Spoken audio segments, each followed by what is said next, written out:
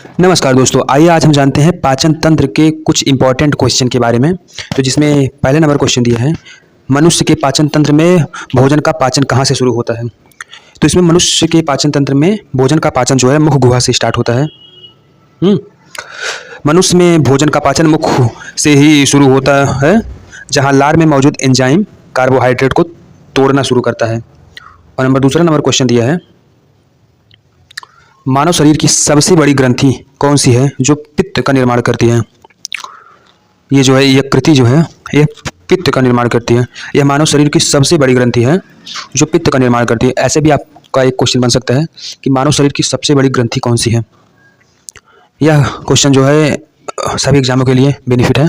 CGL CHSL या others जो exam हो जिसमें बायोलॉजी आता, बायोलॉजी तो हमें लग रहा है GS सब में आता है। GS में 1 या 2 नंबर का बायोलॉजी जरूर पूछता है, तो सभी में आएगा ये। हाँ, और तीसरा नंबर दिया है, पित्तरस का भंडारण शरीर के किस अंग में होता है। पित्तरस का भंडारण जो है पित्ताशय में होता है। यकृति द्वारा बनाए गए पित्त रस पित्ताशय में जमा होता है। और चौथा नंबर क्वेश्चन दिया है, लाइसोजाइम और एमाइलेज एंजाइम किस पाचन द्रव में पाए जाते हैं। यह जो है लार में पाए जाते हैं। लार ग्रंथियों से स्रावित लार में टाइटिलिन और जीवाणुओं को मारने वाले लाइसोजाइम होते हैं। और पांचवा नंबर क्वेश्चन दिया है, आमाशय पेट में कौन सा अम्ल स्रावित होता है जो भोजन के कीटाणुओं को मारता है। इसमें आप सभी को मालूम होगा हाइड्रोक्लोरिक अम्ल ना। आमाशय में मौजूद इसमें हाइड्रोक्लोरिक अम्ल है। और छठा नंबर क्वेश्चन दिया है, भोजन का पूर्व पाचन और पोषक तत्वों का अवशोषण मुख्य रूप से कहाँ होता है। इसमें छोटी आंत में मुख्य रूप से होता है। आहार नाल के इसी हिस्से में भोजन का सबसे अधिक पाचन और पचे हुए भोजन का रक्त में अवशोषण होता है। और सातवां नंबर क्वेश्चन दिया है, पाचन प्रक्रिया के बाद प्रोटीन किस में परिवर्तित हो जाता है। अमीनो अम्ल में प्रोटीन परिवर्तित हो जाता है। जटिल प्रोटीन पाचन क्रिया के अंत में टूटकर सबसे सरल रूप अमीनो अम्ल में बदल जाते हैं। तो इसका राइट आंसर जो हो जाएगा अमीनो अम्ल होगा। और 8 नंबर क्वेश्चन दिया है, छोटी आंत की आंतरिक दीवार पर उंगलियों जैसी पाई जाने वाली संरचनाओं को क्या कहते हैं। बिल्ली के नाम से इसे जाना जाता है। 9 नंबर क्वेश्चन दिया है, लार मुख्य रूप से किसके पाचन में मदद होता है। जो लार है मुख्य रूप से किसके पाचन में मददगार होता है या मदद करता है।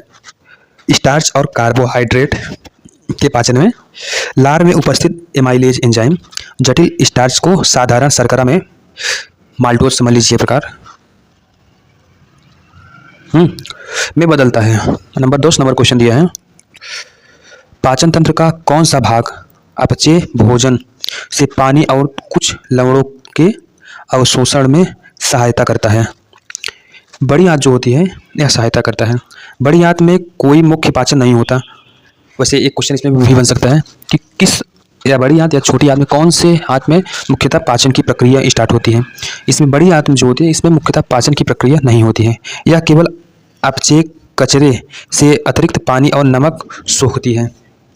और 11 नंबर क्वेश्चन दिया है, आमाशय के आंतरिक परत को हाइड्रोक्लोरिक अम्ल से बचाने का कार्य कौन करता है।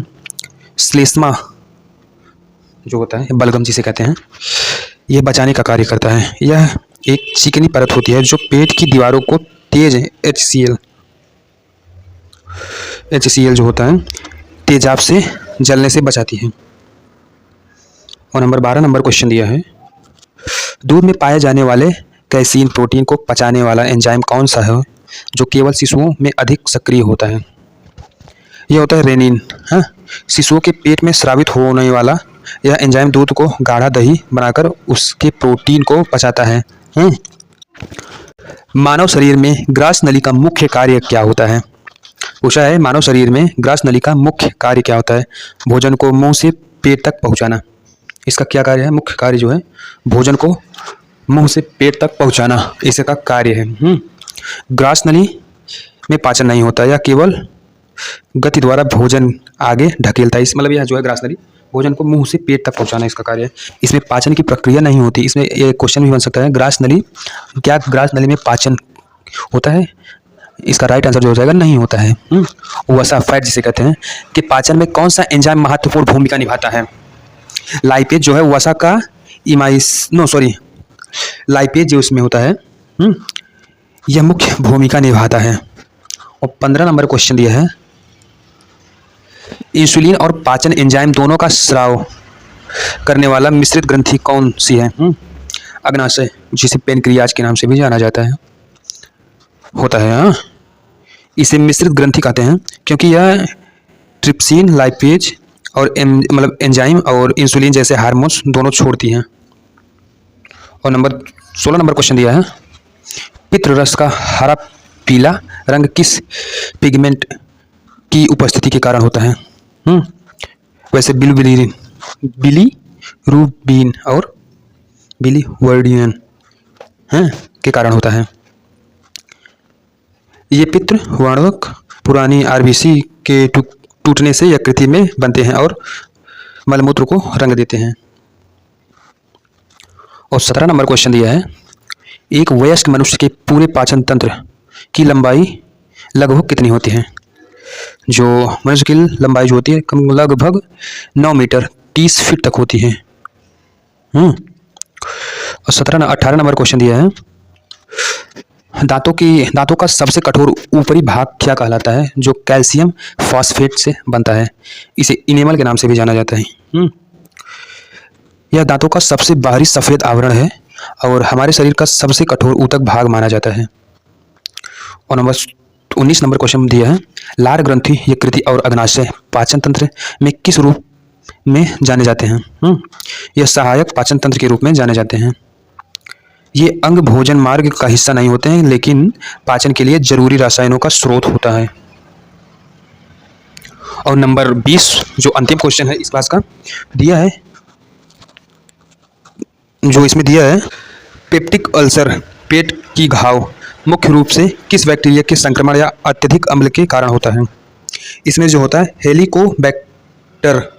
हेलिकोबैक्टर पाइलोरी के कारण होता है।